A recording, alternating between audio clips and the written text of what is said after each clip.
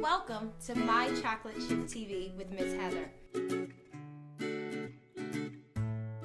I'm Miss Heather, and today we are thrilled and honored to have an award-winning actress, a dancer, a singer, a director, a producer, a wife, and last but not least, she's a mom. Let's welcome Miss Tisha Campbell-Martin. Hi, Miss Heather. Hi, thank you so much for coming and so talking excited. to us today. Absolutely. How do you manage doing all these things with your career, being married? You're a wife, so Yes. you have to deal with that separately. Yes. And handle, being a mom. Well, you know what? That's really interesting that you say that because people watch me and they also ask me that question. How do you do all of that?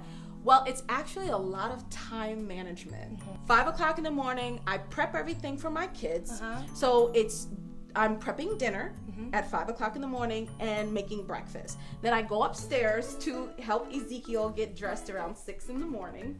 And that's hard because he is not a morning person. Zen is on his own. He's always been self-sufficient. So he pretty much handles himself. Then by 6 o'clock, 7 o'clock, they've eaten, fed the dogs. I go out, we drop them off at school. Then by 8:30, I'm at the gym taking care of myself. Because, I also have had health issues, so I want to make sure that I'm healthy and I have something to give to my family. Right. I love how you put in there that you have you time. Yes. I feel like that's very important for a lot of us mothers. We forget ourselves. Yes. And my husband is an advocate of that. Before when we decided to have kids, we had to make rules, because it was really important that he had set some. And one of the things that he said was, it's you first, then us, then the kids. And I was like, ooh, hold on, I'm sorry. I've always thought that the kids come first once we have kids. No.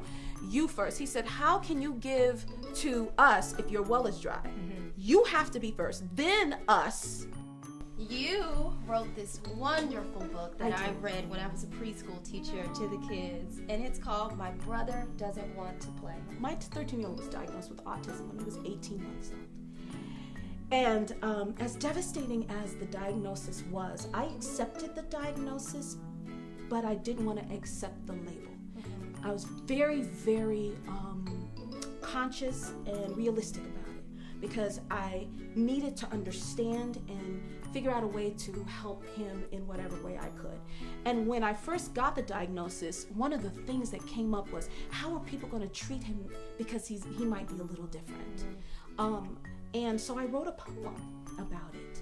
And it's called My Brother Doesn't Want to Play. It's about autism from a sibling's perspective.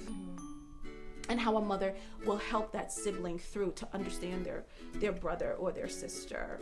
And so really, whether you have a sibling or not, it's really about tolerance and how you can best help a child to have tolerance for somebody who might be a little different from them.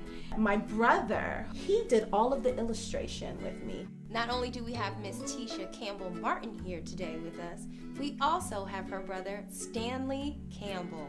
Why did you guys decide to do this together? Well, it was Tisha's idea.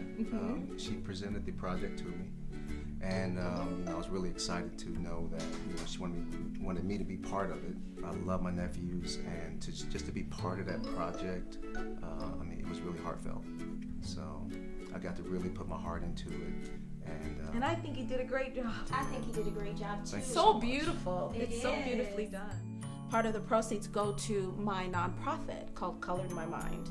And it's a nonprofit to help people get resources and help funding for families struck with the diagnosis and may not know where to go or what to do.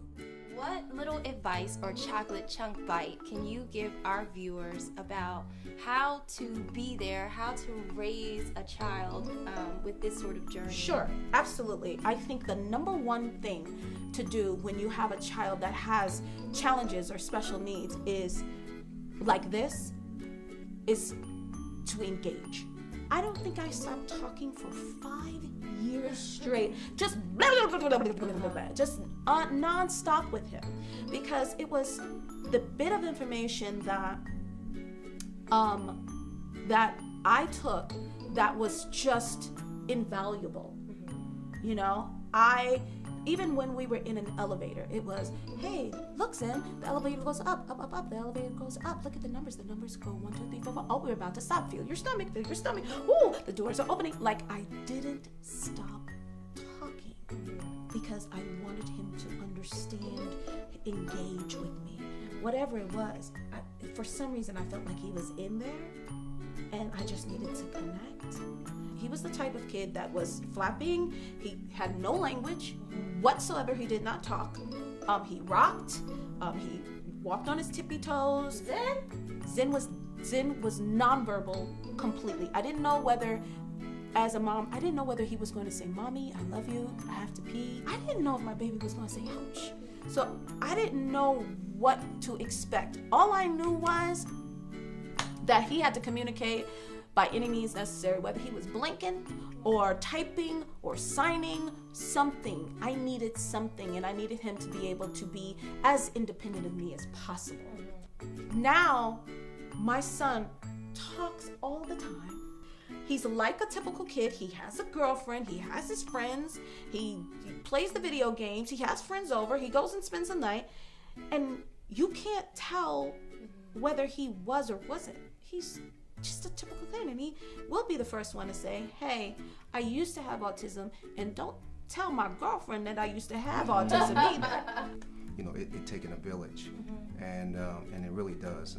You know, once you see that, you know, a family member, you know, be it a sibling or you know, whoever it may be, you know, needs that assistance, then you step right in there, and that's, you know, what we did in this case, and that's what everyone should do.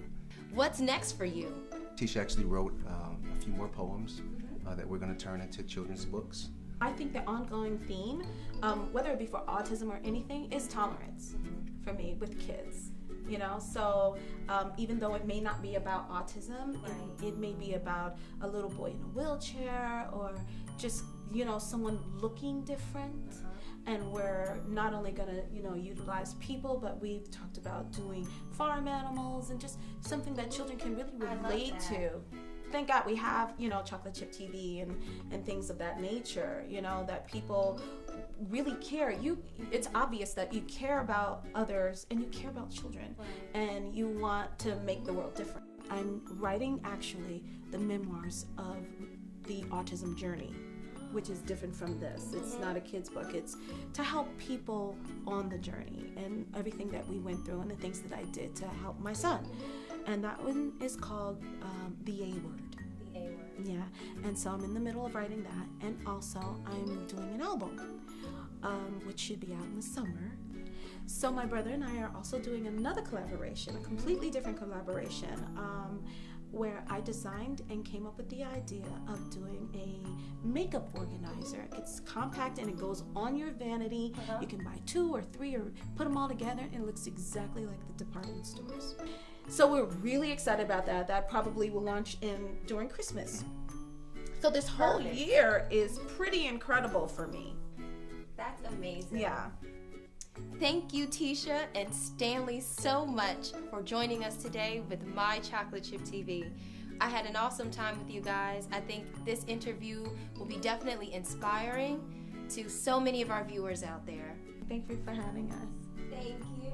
Thank you so much. And I didn't want you to leave. What is this cuteness? You can open it later. Okay. But it is a chocolate chip gift for Zen and Ezekiel. Oh, thank yes. you. Thank you so much for coming and joining us. Thank you so much. We appreciate you so much. You can purchase My Brother Doesn't Want to Play at Amazon.com.